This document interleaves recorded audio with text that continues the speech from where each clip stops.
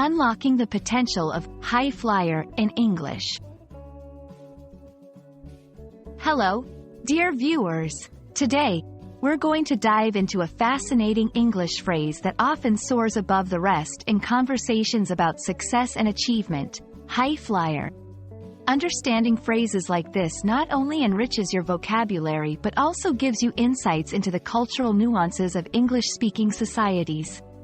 So, fasten your seatbelts as we take off to explore the heights of this expression. The term high-flyer or high-flyer has a literal and a metaphorical meaning. Literally, it refers to something that flies high in the air, such as a bird or an airplane. However, when we use this term to describe a person, we are talking about someone who has a lot of ability and is successful or expected to be successful, especially at a young age. In the world of business, a high flyer can be a young executive who climbs the corporate ladder quickly. In education, it might be a student who outperforms their peers academically or is actively involved in extracurricular activities, showing great potential for the future.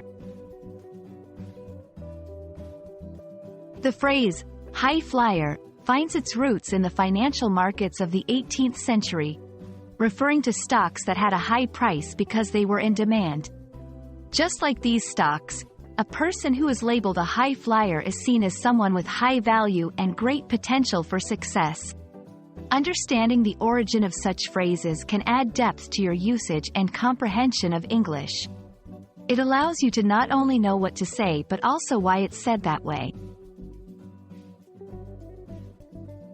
Now, let's put our phrase into action. When you want to describe someone who is excelling and showing great promise, you can say, "She's a real high flyer at the law firm, handling some of the most challenging cases." At just 20 years old, he's a high flyer in the tech industry, with 2 successful apps to his name. Remember, using such phrases in context helps solidify your grasp of their meaning and usage. I hope this flight with the term high flyer has been as exciting for you as it was for us.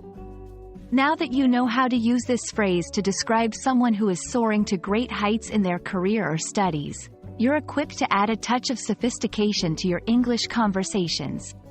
Thank you for joining me, and I look forward to our next linguistic journey together. Until then, keep reaching for the skies with your English learning.